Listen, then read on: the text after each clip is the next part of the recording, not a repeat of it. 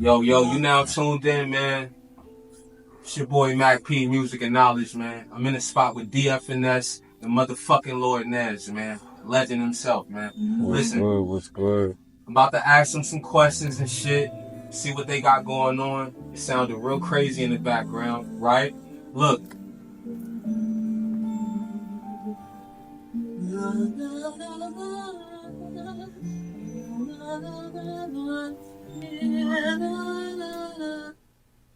All that other shit and had Sil over there. Oh, he was singing this shit. I was over there like, why all this cool with me? And I'm like, yeah, that was the shit. Yeah, I'm telling you, shit be taking a while to register, but I be hearing this shit.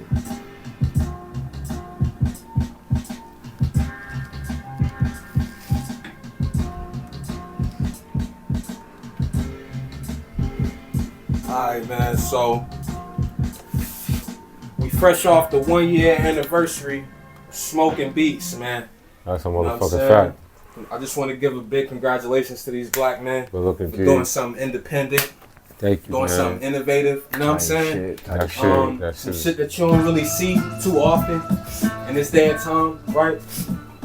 I want y'all to know, man, we in the 21st century. You know what I'm saying? And a lot of shit ain't what it used to be no more. You know what I mean? Nigga. But there's some people that's been, you know, carrying on something called a tradition and a culture that we hold real high and mighty. You know what I'm saying? Called hip hop, and that's what these guys is doing with this thing called Smoke N Beatz, man. So I really want y'all to type that on YouTube, Google. Just do your research, man. Smoke N You know what I'm Beatz saying? TV. If you haven't been in tune, you need to get in tune. You know what I'm saying? It's about to take off real crazy. You know what I'm saying? I'm gonna let Lord Nez explain it to y'all about what it is and DFNS, like what Smoke N Beatz is. If you can't tell, if you ain't already did, you know what I mean, did your knowledge to it. You know what I'm saying? Yeah, my nigga, Smoke N Beatz, that shit is a movement. It turned into something. It's like I turned into an idea, and we made that into a reality. Like, shout out to Dead Prez, my man M1. He a big factor, Law Professor. You know what I mean? That's the big bro. He a big factor. So me and DZ decided that we come together and bring the big homies into something, and for like the producer community and shit, and the weed community too, because New York is legal. Nah, facts. So he's like, word, it's legal out here now, so we can smoke without worried about nothing. Because that's what we've been doing anyway. But so we brought the weed community together and the hip hop community together. And from the first event, man, Mos Def he came through like without even, he just popped up. So when I seen him come, I was like, nah, this is gonna be something crazy. And it shit turned into like a hub / community / movement in New York City, you know what I'm saying? And it's crazy. So we about to be, like you said, we did our 1 year anniversary like 2 weeks ago. We about to enter our 2nd year. You know what I'm saying? And we ain't gonna stop. We taking this shit on the road. So and the best of the best niggas have been there and spawned with each other, yo. Like some of the best. My nigga, unsigned, signed, all types of shit. You know what I'm saying? And it's like a melting pot of just Dope individuals, of man. dope individuals and creators. Yeah. Ain't nobody excluded. Ain't nobody left out. You know what I'm saying? It's like no VIPs, none of that shit. It's just everybody's there in one space. So that's why people like that shit too. So you could bump into my nigga Little Fame. You could bump into Foul March. Oh shit. You know what I'm saying? You could bump into this person, that person. Like people done popped up. Shout out to Fredro Star. He done did a whole set for me and shit. He came as a producer. So the community's tapping in, man. I'm grateful. DZ, the boppers, they movement getting stronger through this shit. You know what I'm saying? All the boppers done came through and got right.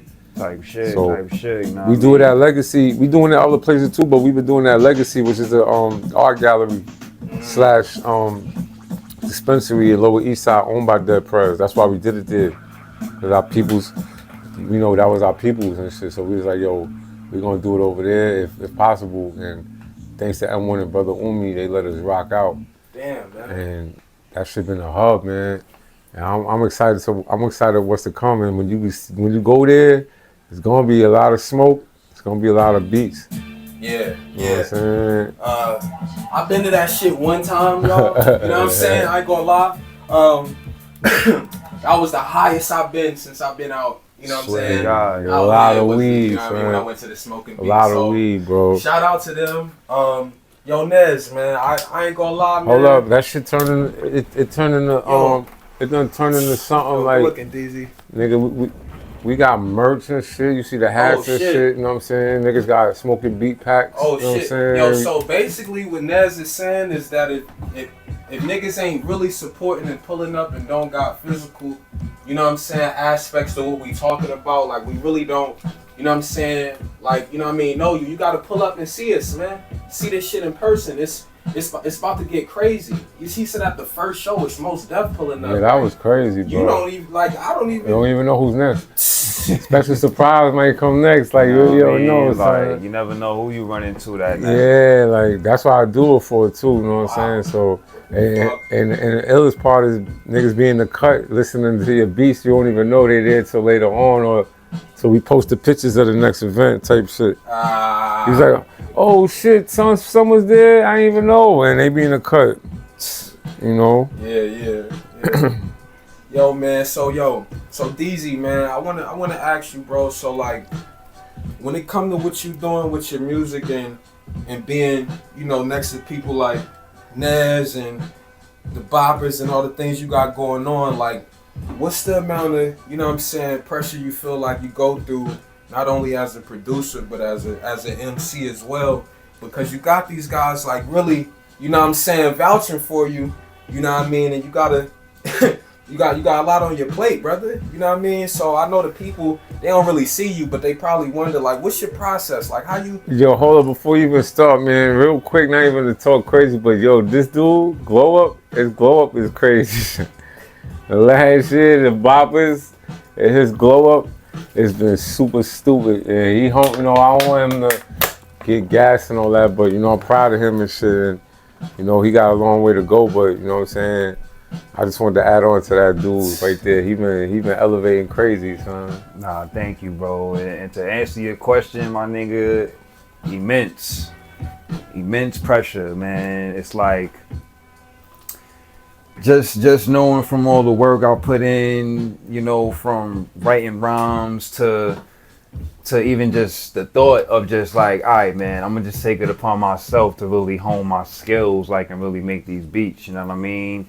And like just doing what I'm doing, and it's like I show and prove when I play what I play, but it's times where it's like, hey man, everything ain't always a hit. Sometimes I got my misses and all of that other shit, but it's all about just like sharpening myself up, sharpening my sword, make sure I'm always coming correct, because that's really the whole main frame of my whole approach, just making sure I come correct, you know what I mean? Because it's like it's a lot of beats out here and all of that other shit, and it's like kudos to everybody doing their thing and all of that other shit, but I'm gonna come correct on these beats and really show, you know what I mean? And really that just be my approach going into the whole Smoke N Beatz thing. Like, yo man, from the first joint, niggas seen what was going on, and from there it was on, and it was just like I came through with a game face every time, like how I'm gonna hit them off with this time, how I'm gonna put, what kind of face am I gonna leave Lord Nez with, a large pro, you know what I mean? And then like, you know, shit.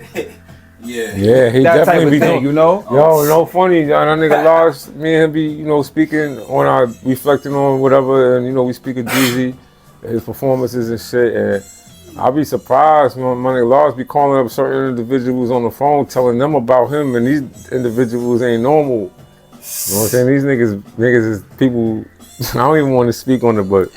Yo, listen, man, I'm gonna talk for both of them. Look, type in DFNS, do yourself a favor, man. It's a reason why, matter of fact, listen, I'm gonna segue off of DFNS. I gotta ask both of y'all a question, like, like when it come to hip hop and like this clean shit, like I hear a lot of niggas be like, yo, like you ain't really in it unless like Queens niggas is fucking with you, like, nah, that's a fact. You know what I'm saying, like, or really like giving you like that look, because it's like when it comes to the New York shit, a lot of niggas know like it's a lot of spitters everywhere, but Queens got their own shit. So I want to talk to y'all, like, and ask y'all, like, what is it like taking it where y'all from and bringing it to everybody else? You know what I'm saying? It all started with Run DMC, bro. Type shit. Them niggas is the biggest rappers in the world, bro. R.I.P. Jam Master Jay. So, like, it's like we almost had like a cheat code growing up out here, bro. So it's like niggas, even him, he's a little younger. When Run DMC had the, you know, appearance, I caught that shit at a prime, my nigga. Like, I seen that shit from the start, but Damn. when you see that shit and you know they from your neighborhood and you come outside one day, them niggas is outside with their 40s or in their cars just chilling and they accessible signing autographs, it make you a believer and it makes you know that the dream is real and people that's come from the same place you came from can make it. And there's other people down the line too, but I'm talking about them in particular. They set it off for us. So it's like, shout out to everybody else that pioneered it and did whatever, but Run DMC set the precedent, like, of superstardism for rap, meaning, you know what I mean, the first to get sneaker deals, the first to be on Rolling Stone covers, this, that, whatever the case may be on a big scale. So you see that, and it's like where hip hop is now. They people may say it's commercial, they commercialize it, and the people behind them commercialize it, whatever, but they are the reason why hip hop, why rappers can make money, is where it's at now. Meaning it's still going because the music and the time when they came out, it made such an impact worldwide. It's like people accepted our culture for our color. It wasn't like, oh, these dudes is the N-words or whatever. It's like, yo, this is Run DMC. They cool. People in Germany like them. People in, you know what I'm saying, Poland like them. People in places that you would never see before, bro. Okay. So, you know what I mean? Okay. And seeing that, I'm long story longer, like Trash say, but short it out. Seeing that, it's like, come on, it get no better than that. So everybody else that's doing worldwide stuff, shout out to them. But Run DMC did it first, and they come from Hollis, Queens. Wow. So you know what I'm saying? Straight from the If you don't, if you not, if Queens ain't saluting you, then you know what I mean. Shout out to Brooklyn too. They got Jay-Z you know what I mean? and Biggie and all that, but we did it first. It's like this. No disrespect to nobody, but it's like we not really impressed, or if you're not impressed easily because you've seen the highest of the highest already. So now it's just a domino effect of what you've seen before, of what people already were doing now, but what you already seen at the highest height when there was no internet, there was no phone, there was physical contact. These dudes was selling out Madison Square Garden and all types of stuff, having movies, whatever the case may be. Yeah. You know, and his grandmother lived 2 blocks from Russell and Run and all that. I'm living away, a couple blocks away, but I'm seeing that shit. And then years later, I get down with them. That's a whole nother story. So, but humbly speaking, with Queens, on top of that, you got Nas, you got 50, you got CNN, Coogee Rap, you got Tribe, like. Damn. So the impact that they made, you know what I mean, Cold Chillin' Crew, all of that, you know what I mean, the impact that they made, it's like, they are, I would say this borough is like it's like a sort of a mecca to a certain extent. Like, even the Bronx too though, even Harlem and Brooklyn and Staten Island, all of them, even Long Island, shout out to Long Island. Long Island got a rich history, which we're gonna talk about down the line, but Queens is like, it's a nucleus where, you know what I mean, so much success happened through the music and so much great music came.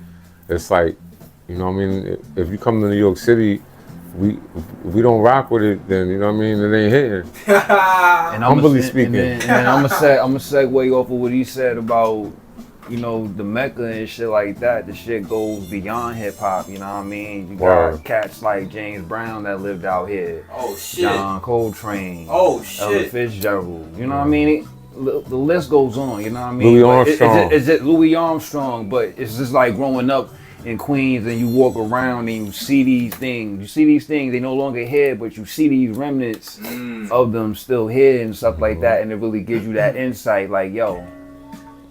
Right, yo, I'm really here. I'm really here, but I can take it anywhere. I can take it anywhere, you know what I mean? And then it's just like, that really instilled it in me, and it really just gave me that drive. It just gave me the drive to really do it, you know what I mean? Because look where we from, man. Look where we from. I'd be a fool to not want to do this. There's you know something what I mean? in the water, there's something in the air. You feel me? You know what I'm and saying? Queens niggas rap forever. Yeah. Queens niggas rap forever. You know what I mean? Shout outs to everybody. and shout outs to everybody up in their pen game, elite pen game, alien pen game, and all of that other shit. But Queens is where the pen game starts. Hey, yo, you know what's another thing about Queens, too, though? You know what I'm saying? The Bronx niggas try to shit on us, bro. I wouldn't say the whole Bronx, but KRS-One. Right? Okay, so hold on, Nez. The bridge is over, shit. See, all right, yeah, and that's what I want to. So let me ask you this personally, Nez, because you already said Deezy was young. So Nez, at the time when the Queens and the Bronx thing, like it's no phone, it's no internet, right? So y'all just like kind of like hearing these dudes on the songs. We watching the videos. We hearing it on the radio. They had a whole video. The Bridges Over had a video. Oh, yo, so listen. But I was too young. At the first time I heard Bridges Over, and I seen the video and I heard it, that shit was fire. I didn't know what it was about. Oh, shit. Because I was young in 86. I was born in 81. Damn, man. I seen the video 87. I'm like, this shit hard. Red Alert, all that shit. Oh, shit. So I started to get older. I didn't know about Queensbridge at the time of QB. When I got older, even when I was younger, I went to a sleepaway camp upstate, and there was some kids from Queensbridge out there, and they was on their Queensbridge shit hard, but I still didn't know. Damn. When I got older of age, it didn't, you know what I'm saying? Them niggas started talking about Queens, and then I realized the line Queens keep on faking it.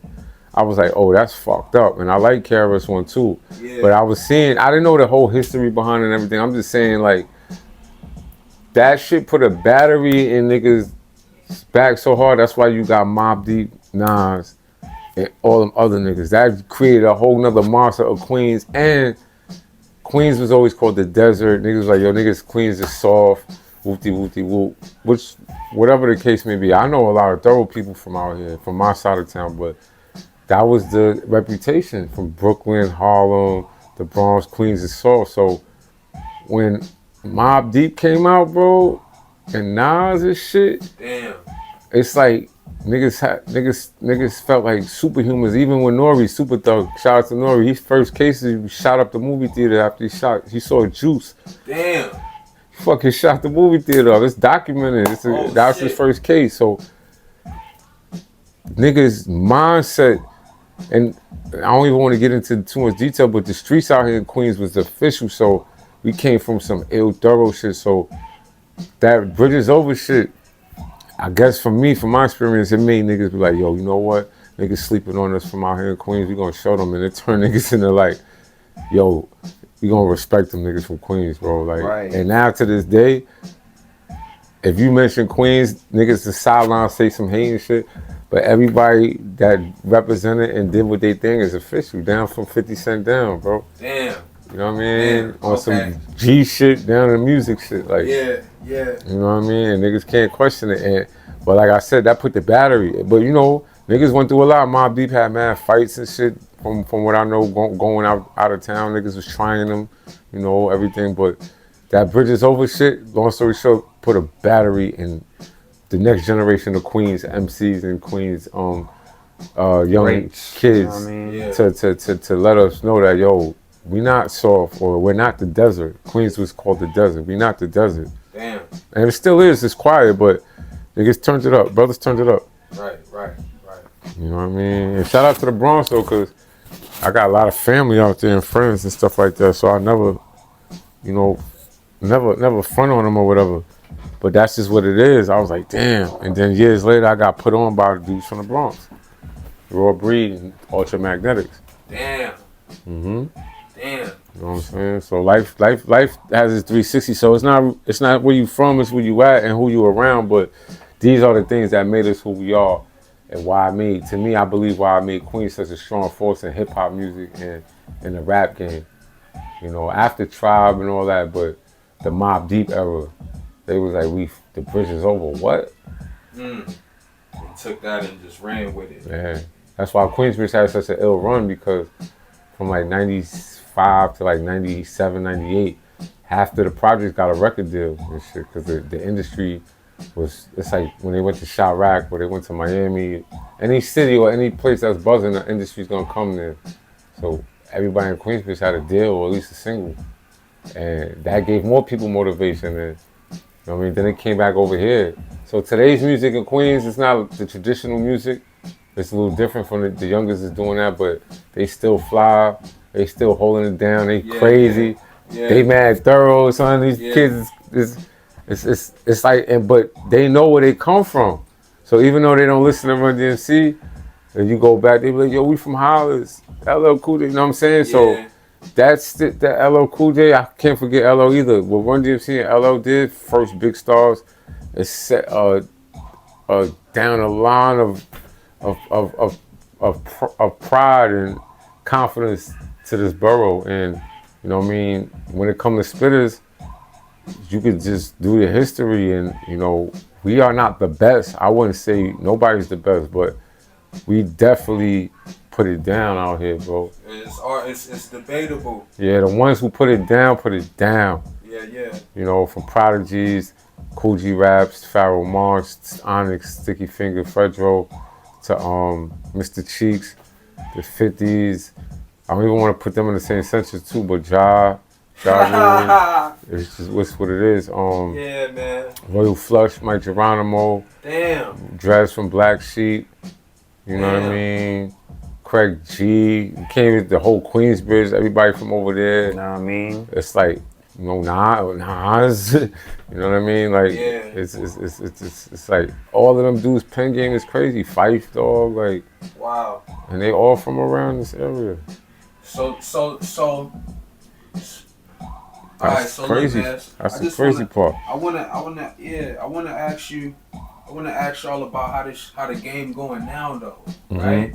Like when y'all look at the game, you know, all the streaming services and you know the guys out there really not really trying to you know, break bread with the artists too much. It's real hard to be independent.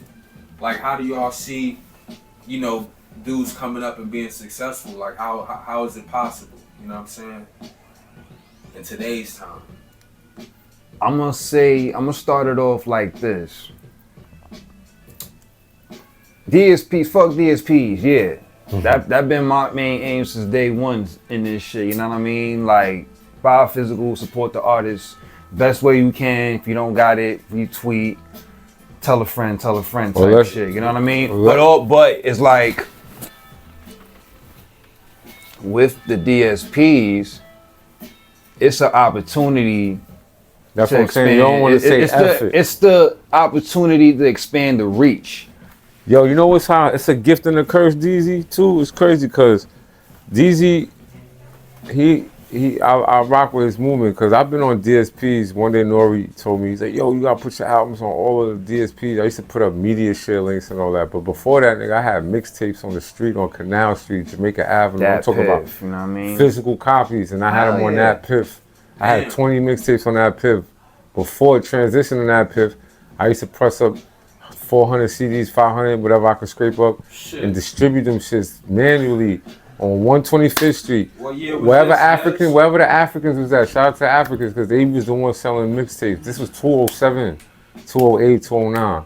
I would go to Canal Street, Jamaica Avenue, 125th Street, Brooklyn, 23rd Street, 14th Street, wherever the Africans was at. And if they wouldn't buy it from you unless you was hot. But I was like, yo, let me just leave my mixtapes here and give them away, whatever. But my shit was where DJ Clue, you see DJ Clue, you see Big Mike, K-Slay, whoever was hot, you see my shit.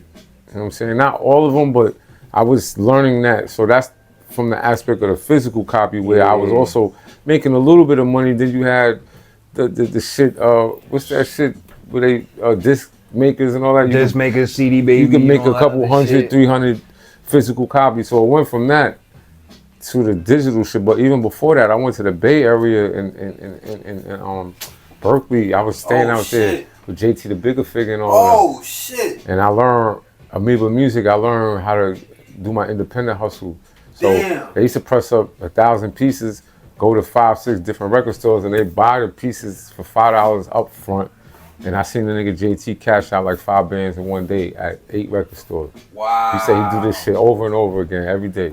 Yo, shout out to JT The Bigga Yeah, Figga. the Shout whole out to San the Bay Francisco, Area. you heard Filmo. You know what I mean? All my niggas in the Shout out Filmo, to you the heard? Bay Area. Shout out to the mean, architect. Big shout all out that to shit, them, son. man. Oakland, you know what I'm saying? Vallejo, all that shit, my nigga. Richmond, all that shit, bro. I was out there. You know I what I'm saying? San believe Pedro. they The created Turf the Babies, independent. man. Shout out to them, man. Nigga. I believe they created the I know independent about it, hustle. I know about it. Yo, Nez. that's why I learned how to. That's why I man. learned how to hustle in New York, but I learned the How to game. wiggle, I learned guys. the You feel game me? out there. I was just saying, like, I believe they created the independent hustle. Yeah, so when I seen them niggas, also, I brought that shit out here. Yeah. But I wanted to add on to that and say that I was on the same independent hustle before going digital as well. Like I was going to Walgreens, buying the packs of CDs and shit. The CDs. You know what I mean? Burning Sometimes just buying the CDs, just having to find whatever you had and all that other shit. No cover, no nothing. Printing them out, having to learn dimensions and stuff like that. You know what I mean? I tell you one better, son. This nigga Ja Rule. Word, shout out Ja. I was 16 and he had transitioned from his first deal on Blunt Records, and I had my first album. I was selling it on the block, and no artwork, nothing. It was just 10 songs with the songs on the inside. It was crazy. $10, $5 a song. Yeah. And he was like, "Yo, damn son, I wish I had an album." I swear to God. And I was like, "Wow." And from there, I was always putting my music out like that. But I had to add that Bay Area shit because seeing JT and all them. Then I came back and I did an album called We'll Hold a Fillmore. And I made my first compilation album, pressed that shit up, and I ain't stopped. And then when that Piff came out, I uploaded them shits and went straight on there. And then when the Apple Music and everything came on, niggas transitioned to that. But here's the trick and the curse. Financially, it's not beneficial to a certain extent unless you trick. There's mad tricks you can Unless eat you've over been it. signed since the early and late 2000s or signed period, whatever the case, you're not benefiting. Right. You know what I mean? You can if you get your shit up. Cheats and all that, but there's artists that's streaming millions. Yeah, stream farm like and shit. that. You know what I mean? Shout out to them. The blessing of it is you could press your button one time and Damn. I seen somebody. everybody got access to your shit by one button press of this motherfucking phone, right? Damn. I seen somebody say this shit. The with a MP3 it don't skip. Yeah. With an MP3 it don't skip and Oh, it don't get lost. It don't get lost type shit. They were saying that in comparison to a CD. To a CD. Nah, I won't say it was just like that, but I don't know. I guess they trying to say an upside to the streaming shit in a sense. Skipping and shit. Yeah, facts. But it's nothing like. They were saying that to say it's nothing like holding a physical still. Nah, but, like you know look, what I mean? we got. It's some upsides to the shit though.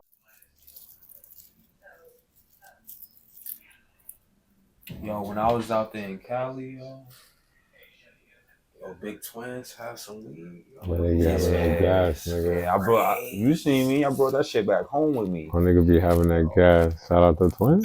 Yo, listen, man. Oh, hold on. I didn't even know that shit was recording. Why the fuck y'all niggas? Hey, look, man. What's the deal? It's your boy Music and Knowledge, man. You know what I'm saying? I'm in the spot with motherfucking Lord Nez, the legend, and the motherfucking young legend himself, DFNS, man.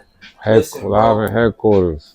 This ain't gonna be too much of a long broadcast for y'all. You know what I'm saying? We just diving in, going over some shit, some plans for the next 24. You know what I'm saying? The big Kobe year on y'all niggas, man. Word. You know what I'm saying? The big Kobe year on y'all niggas, man. So, you know what I'm saying? I want to ask them some shit about the industry. You know what I'm saying? Because these some guys, I don't know if y'all know Lord Nez. You know what I'm saying? LORD. Been around. You know what I'm saying? Type that in, do your Googles. You know what I mean? Or motherfucking DFNS. You know what I'm saying? I don't know if y'all know. You know what I mean? But do your research, do your history.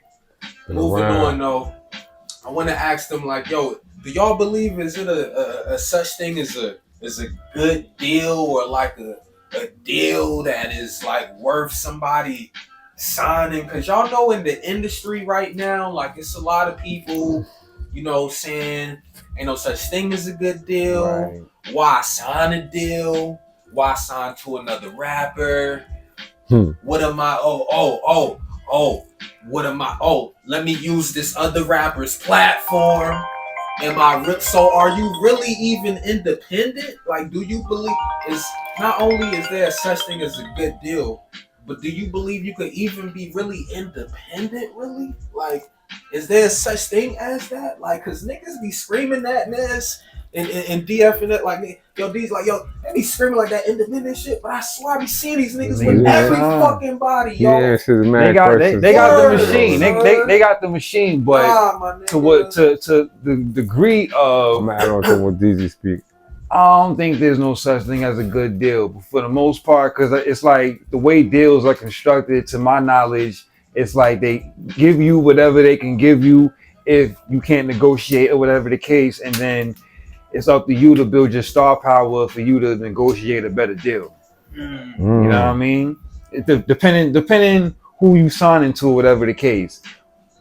I'm on some fuck signing to a label shit, but for the most part, some artists believe that signing to a label can help them get to where they really want to go versus being underground and trying to attain 10,000, 100,000 fans that support everything you drop, which you can still do. I believe it can. Anything is possible. You know what I mean? Never count that shit out. But it's like some people just believe to get to the next level they gotta sign to a label. You know what I mean? And then it's like they got their star power up. They got their star power from the underground, and now, cause you know how labels are. They want you to already build yourself up because they don't believe in artist development anymore. So you saying like the whole A&R thing, like that ain't a thing? Like niggas, you saying niggas don't need that, or like that ain't happening no more? Like, cause you know, I heard it's like people like back in the days that really helped like artists get to the like next level. You know what I'm saying? Like guys like Chris Lighty and things of that nature. You know what I mean? So are you saying like that ain't happening no more, or it's like niggas don't need that? A&Rs is on Twitter asking yo who got beats. Ask yo what the they out here asking yo who got hot beats. So, who got hot beats? Who's the hot artist? Shout out to my man Rashad, right? My man did hip hop Uncovered, yo. It's the director that put that shit out. Oh shit. With Trick, Demi, Big U, and Haitian Jack and all that. Oh shit. It's my man. Like, damn. You know what I mean? So I was kind of, he invited me here in town, so I need to answer all that shit and add on what DZ was saying. Sign your life away, niggas, now. Oh. So boom. So yo, let me break this shit down, son. We all look at TV and we all young niggas watching shit. But don't matter whatever you in. And you looking at shit like, yo, damn, son, that nigga hard. I saw Chris Cross and Shaheem and a bunch of young rappers on top of the older rappers, and I was like, I could do this. These niggas is young like me, right? So you watching that, you watching the clothes, you watching the videos, them around having fun, the lifestyle, you're hearing the music, but you're not actually seeing what it takes. What goes on in between those. It's like watching Sesame Street when I was little. I used to think if I go in the TV or behind the TV, I'll be with them niggas. I'll get to see, you know what I'm saying? Big Bird and all them niggas. The way I was watching TV, it looked like them niggas was in the back of that shit. Like, it was a big TV. Wall. They was the fourth wall. Yeah, it's like, yo, you could go in there and be in there with them. It sounds crazy. But I'm just speaking from a perspective of a younger person emulating things that they see, right? So this is where the naiveness comes from, right? So you seeing that shit, like, yo, I want to do this. I'm going to do this. I can do this. And then boom, full-fledged. Start dressing, start acting, hitting the studio, whatever. Now you're like, yo, I could do this shit for real. Damn. But at that time, 95% of the time, you don't have no adults around you or nobody that been through that shit, right? Okay. So your dreams and aspirations is to get to where you gotta go. So now you get where you gotta go, you meet in a person, and that person 9 times out of 10 ain't black, you know what I mean? Or colored person of our color is somebody else. that you're never really familiar with, but they got money, and you like, damn, this person might be able to help me, but not knowing their background, not knowing the actual nature, right? So you compromise your situation because you're hungry or you want to get out of your situation. So you deal with this person, put your trust in this individual.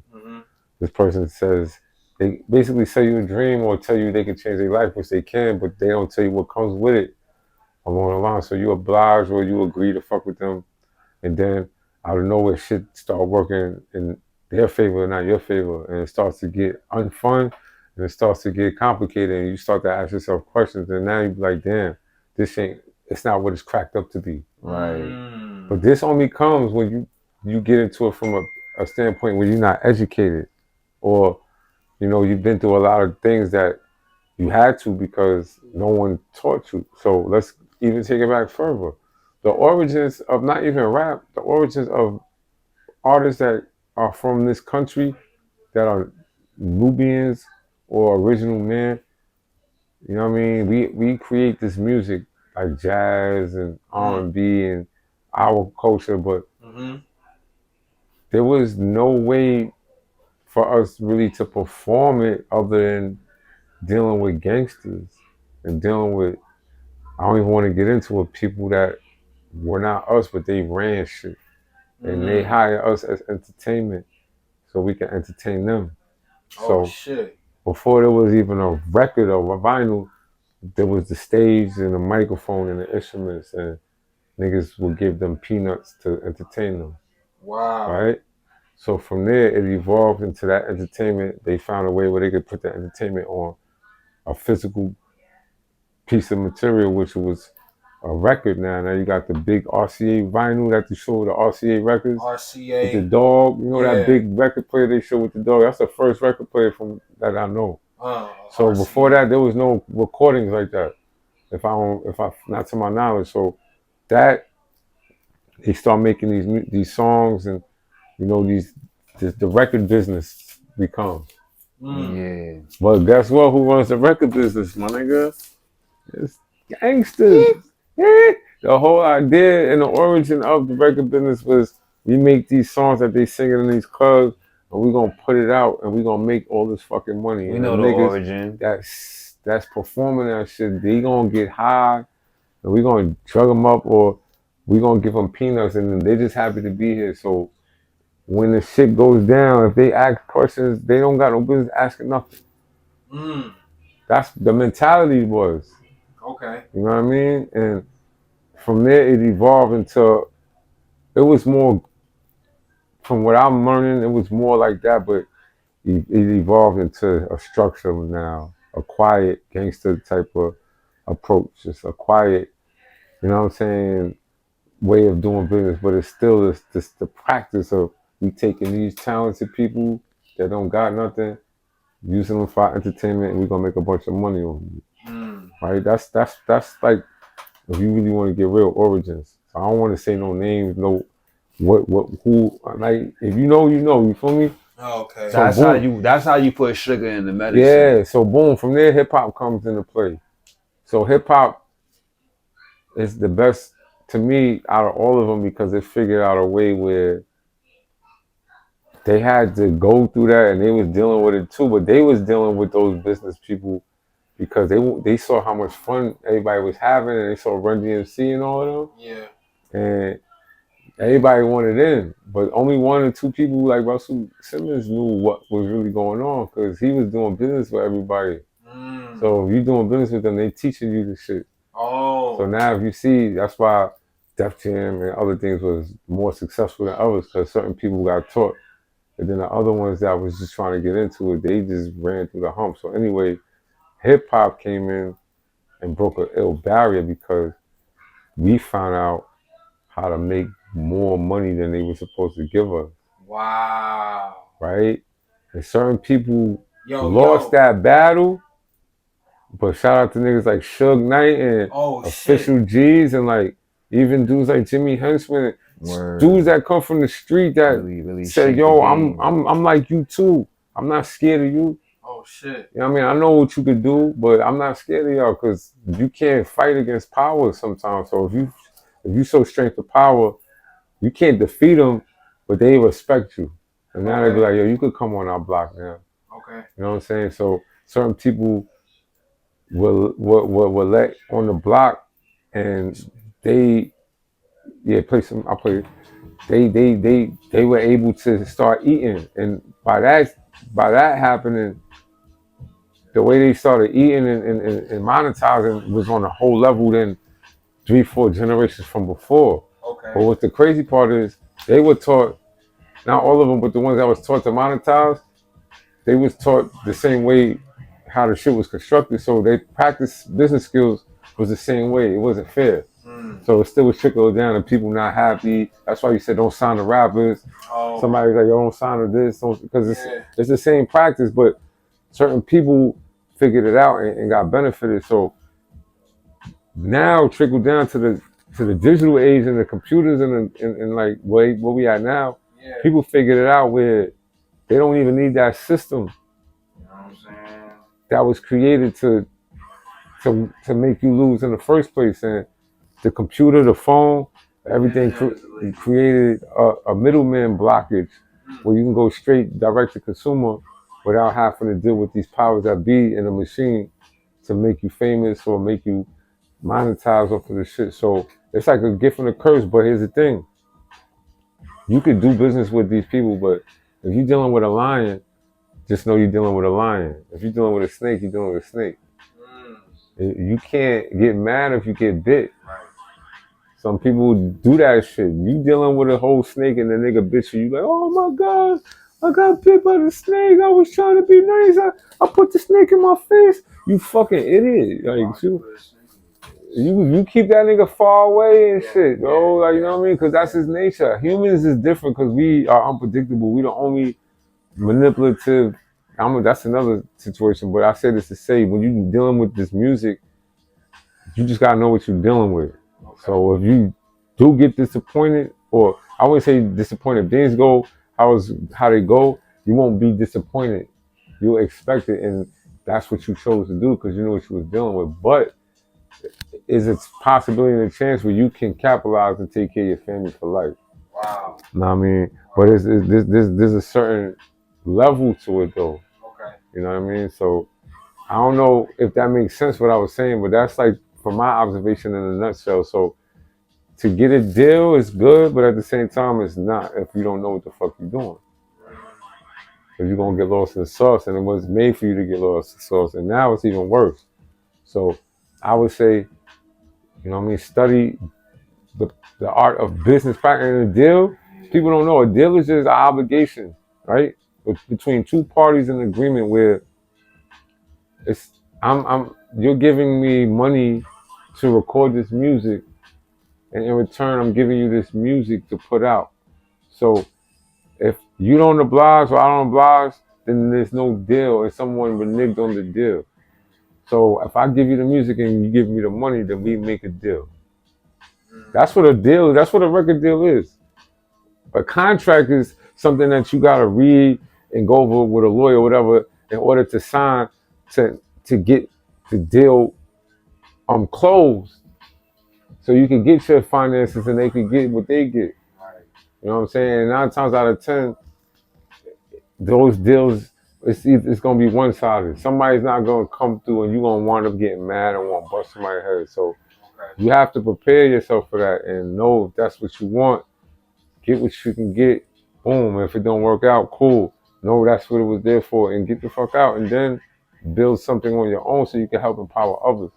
And that's where learning the business comes from, because you in the machine, you in the system, so now you can learn all that shit and you can teach the others and run your own.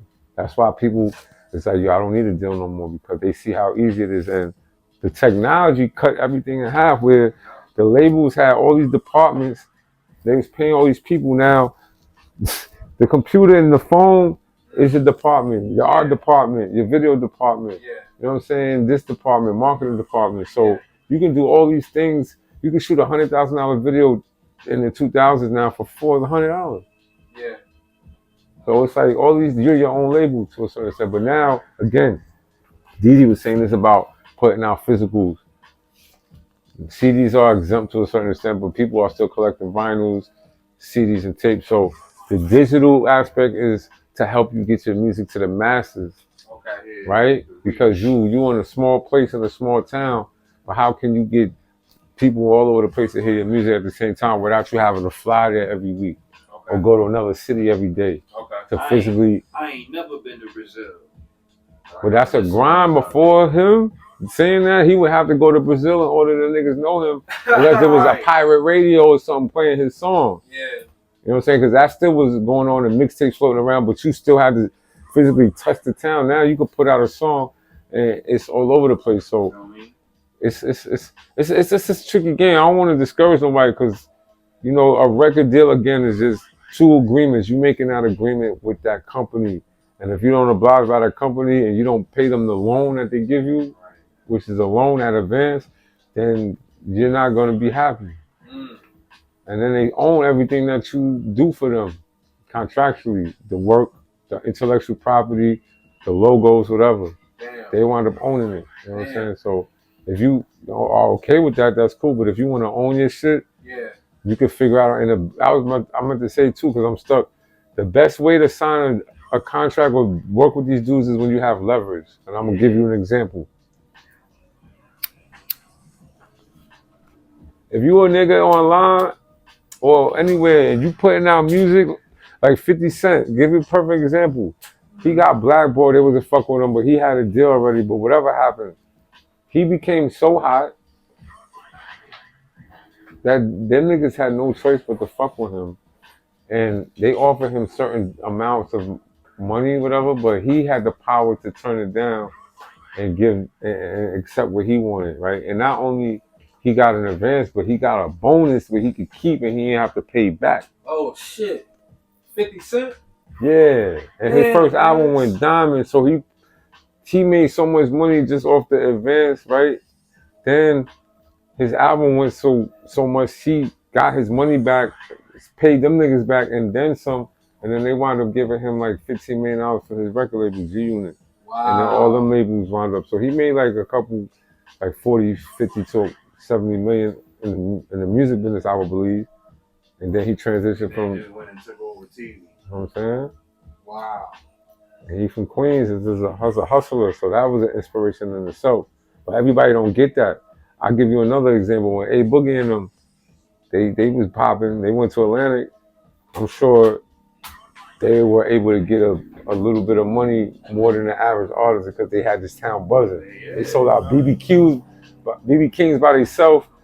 They was on the radio. Like when you have a movement, you have more leverage to get more. But eventually, it's still not gonna work out because shit winds up going sour. But you have more of an opportunity.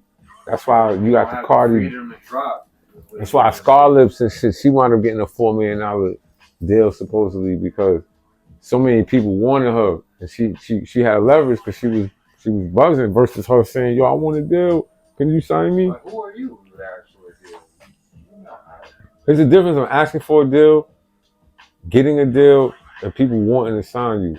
Like a scout, nigga coming to your basketball game, you don't even know, like Georgetown. Damn. You know what I'm saying? How you call my phone? There's stories of niggas calling people's phone, bro. Yo. That you don't even know how did you get my number, yo? That's you know that what I mean? shit. That's that shit. That's that shit. Mm-hmm. You know what I'm saying? That's that shit. Even Leo Cole, they say what he said, but he went to the hood to go see DMX, bro. He had a wired jaw, bro. He went to the hood like midnight to go see DMX, see if this shit was the real deal. DMX had a wired jaw, son. Oh shit. And he was like, that's the one right there, bro. Oh shit. He went there, bro. He felt it. He was like, nah. He said everybody was rapping in his ear. Yeah. He's like, nah, this is too crazy. But X came, he seen it. But he had to go there, like, you know what I mean? That always taught me, like, yo, if you trying to find talent, you gotta really, you can hear it, but go there, go see if it's real. Go see what the people over there saying. They really, it's like, you know, you found a basketball player, remember Blue Chips? And they went to go see Shaq and shit. And he was dunking in the dirt, wherever that dirty gym. It was in the gym, whatever. He was outside in the farmland. It was something. And the whole crowd, the streets was outside like, yo. Cheer in the morning shit. But he was just a local. favorite. Yeah. But the scout went down there to see, like, damn, they love him out here. Imagine what he could do in the college. Wow. It's the same concept. You know what I mean? That's how great A&Rs get great artists, because they usually go to the markets. If they're not from New York, if they from New York and they know the city's rocking with them, they know that's a fit. Or if you go to different markets and you see that shit is moving, that's a go. Okay. You know? It's not always that way, but 95% of the time. Right. You know? And that brings the artists and they should leverage too, because they not giving, you know, it depends though, because nigga like Papoose, shout out to Pap, he had a leverage and shit, but he fucked with the wrong company, I think, back in the days, Jive Records. Jive Records? Yeah, so he signed to Jive Records and the shit never came out. But he had leverage. He was one of the hottest rappers in New York, but that company didn't really know how to do. And I don't know, to be honest with you, I can't speak on his business, but I was disappointed because I was a fan. And I wanted to see that shit pop. Papoose signed to Jive Records and they shitted on him. You know, the it was same. K-Slay and Papoose. Frank. Who? It was K-Slay and Papoose at that deal. Yo, rest in peace to K-Slay. Yep. Especially on the 50 years of hip hop anniversary. Do remember it's December. This shit over with after that, man. Yeah, like, man. Only 50 years, man. Rest in peace to K-Slay. And as I normally do, like, rest in peace to all our fallen soldiers. You know what I'm saying? And all our loved ones. You know what I'm saying? As we bring in this new year, man. That's a fact. Damn, man. There's so much shit. There's so much history. I don't want to talk your ear off. I mean, you want DZ to get. I mean, rock so. But yeah, that deal is it's just a tricky part. I would just say, yo, if y'all love hip hop, just do that shit, because it ain't dying no time soon, and it's still a way for us to make money and eat and create a legacy for ourselves. Okay. You know what I'm saying? You don't gotta compromise, because I'm not speaking on it, but y'all all see what's happening right now since October and December with music moguls. That y'all know about, my nigga. The light is starting to shine on the dark, bro. Word. So it's starting to be a shift happening to all the people that's been in this shit controlling it and they not doing real right business or treating niggas real right. Yeah. Hopefully that shit gonna get weeded out and the people gonna get their just due. You know what I'm saying? And the shit gonna keep going on more and more. Because to me, I do music because I love it, but I don't like that other shit because it's death and destruction, bro. You know what I'm saying? The other shit, when you say the other shit, and when you say these other people, Nez, yeah, and when you say like, I'm being sharp, like, very clear with it. When you say it's like other things going on that people do, like you know, like the whole thing you're saying about Papoose signing the deal and nothing still happens, and it's like, so who, like, what do you do with these situations like that? And that's why I'm asking y'all, like, is there such thing as being independent? Because when you get to a certain, they say when you get to a certain tax bracket, they on you. Yo, when I say, that's why I said earlier, there's levels, right? So in order to participate, you gotta elevate to different levels and play. They call it a game, the rap game. So if you really want to play the game on level 8, then you're gonna have to play on level 8. And there's certain individuals that's on level 8 that ain't on level 7. You know what I'm saying? And behind the scenes, you know what I'm saying, that you're gonna have to deal with. And if you don't compromise to that format, yeah, you know what I'm saying, you can still be successful, but it's gonna be a little harder. Okay. You know what I'm saying? But all in a nutshell, the people that I'm really saying that I can't really speak about is just, you know what I mean, the opposition, man. Anybody that you in business you doing business with that are trying to put you back, trying to hold you back, or not trying to see you benefit and monetize, those are the people, you know what I'm saying? And there's a lot of it. You know what I mean? And you know what I mean? We on some shit like, fuck y'all niggas, yo. Hip hop is our shit. Right. Y'all don't make beats, y'all don't rap, y'all don't do none of that shit. Y'all don't know about graffiti, y'all never risked our life. So, you feel me? So these are people you got the really the participators identify. Yeah, they making money off of it and they benefiting off it. Okay. But they not part of it. They not really part of it. That's why it's like we got our shit and they got it's they shit, and it's a little cohesive to a certain extent. But thank God we not controlled. We not to the point where we got to answer to anybody or we gotta, like, you know what I mean? We at our leisure. So I still don't speak on certain things because I'm just, this is how it is. But if you smart and you read between the lines, it's not a secret, or, you know what I mean? But you have hip hop culture and then you have the music business. And 80% of people in the music business aren't participators of the culture. They're just eating off this shit. Yeah, yo, Nez, man. So, yo, man. So, I read this book, right, called The Hip Hop Wars. You know what I'm saying? It's written by this black woman. I can't really forget her name. You know what I'm saying? I was talking to my man DZ about it, DFNS, and yo, so basically she was saying that the major consumers of this shit don't even look like us, bro. Yo, let me tell you. Most of the people that come out to the shows don't really look like us. If you look at, she was saying that the women consume it, and it's not even really that good. Like she was really saying like, yo, you know, we ain't even like moving in a good trajectory with our music, and we're still not even consuming. So if you look at the crowd, like so down south, I would say you go to Memphis, if you go to like Atlanta, you're gonna see our people there. You go to like LA, but in the bigger spectrum, you go to them stadiums, it's a mixture. But if you look at footage of rapping games and Video Music Box, right, early footage of Tribe, Main Source and all that, you see young black kids, Puerto Rican kids, my nigga, in the crowd, like, and all having fun with us. So I've seen that shit turn from that to Johnny from Upper East Side. You know what I'm saying? That's a trust fund baby and shit. Oh nah, I'll give you better, my nigga. What's them little drill rappers, Max? This white kid named Max and this other kid, Malibu something, and these dudes is rapping drill, sounding like they straight black, but they let you know that they come from fucking trust funds and shit. What? I swear to God, bro. I be on this, I be following what's in tune, right? And they be standing next to all the drill dudes, 5-year foreigners, these dudes. They be co-signing them. And I'm like, yo, this is interesting. But it goes back to the fact that those are the actual fans now. So those are the dudes that you see in the crowd. Okay. Because they buying the tickets, they spending money on the merch, and they buying everything. Our people not really supporting the art. Oh shit. But it's, I wouldn't say it's not our fault, but it's something that I think was purposely practiced and shit, and it's so far behind that people don't know how to support our culture no more as a whole. And everybody want to be the man, everybody want to be the on top or whatever. So when they see other people, they belittle them instead of try to uplift them. That's just how the hip hop culture. I don't think we can all eat.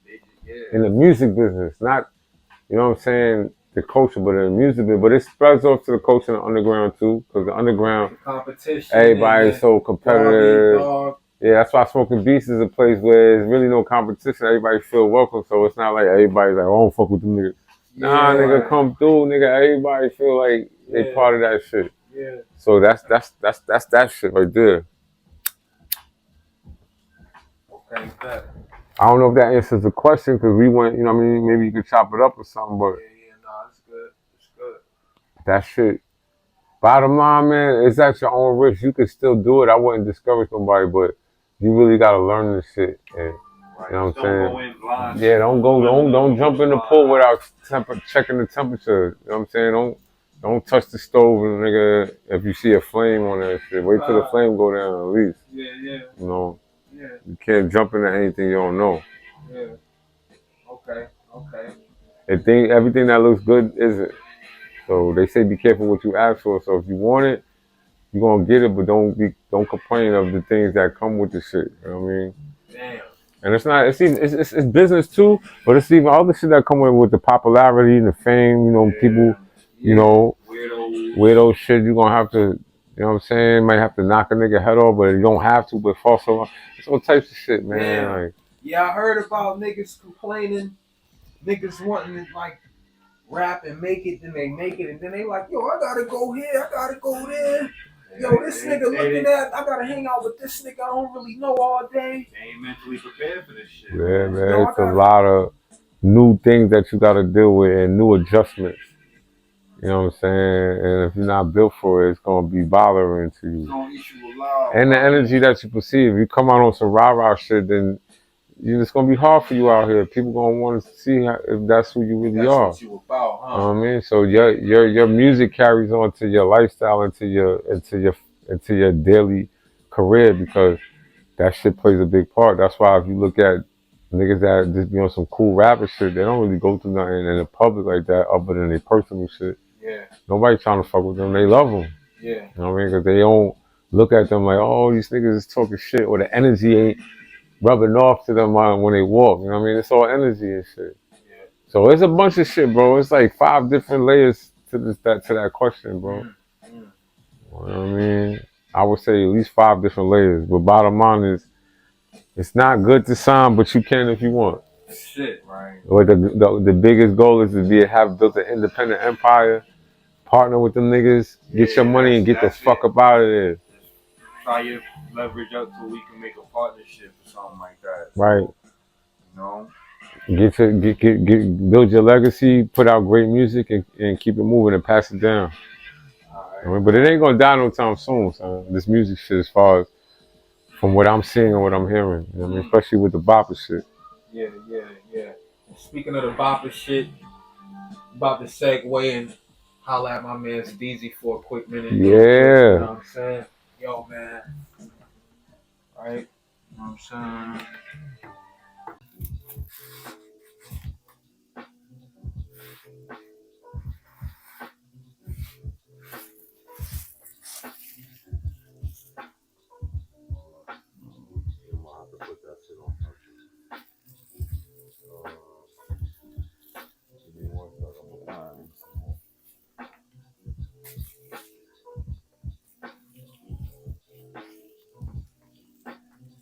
Yo, it's your motherfucking boy, it's your man's music and knowledge, man, Mac P. I'm in a spot right now, undisclosed location, niggas. Don't fucking worry about where we at. We bopping in the town near you. You know what I'm saying? Niggas want to see us in person, pull up. You know what we do at the last show. I'm with my man's DFNS. Type shit. Yeah. Matt P to be more Bop God. Listen, man. It's a lot going on. It's a lot that we got brewing. A lot that we got kicking. We got videos out. You know what I'm saying? Yeah, man. Just dropped Foster Rappers. Go check that out. Doing numbers, going crazy right now. You know what I mean? Big bopper shit, type shit. You know what I mean? Good luck. You know what I mean? So we just out here doing it for the boppers, man. Representing the right way. You know what I mean? Yeah, what else? Yeah. What other way to do it? Yeah, man. So y'all check that shit out on YouTube, man. That shit got like 1,000 views already. That shit ain't even been out 2 weeks, man.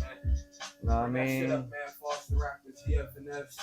You know what I'm saying? So, yo, DZ, man, I want to talk to you, man. Tell the people, like, besides the new video, what else we got going on, man? You know what I'm saying? Because, you know what I mean? I know you don't, you know what I mean? I know you don't post too much online. You know what I mean? You kind of be in the cut, you know what I mean? So, let the people know, man, you know what I mean? Just a little, you know what I mean? We got like this, like, kind of following, like, these people that fuck with us, that really fuck with us. You know what I'm saying? Nah, facts, man.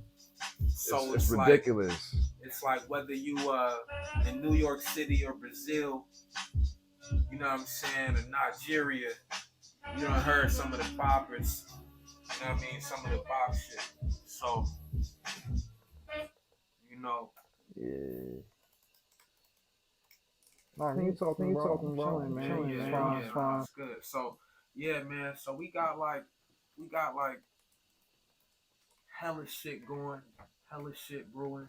You know what I'm saying? I ain't even talking about none of my music shit because I don't got nothing to say to you niggas, man. You know what I'm saying? You gonna see me when you see me. Wouldn't want to be me.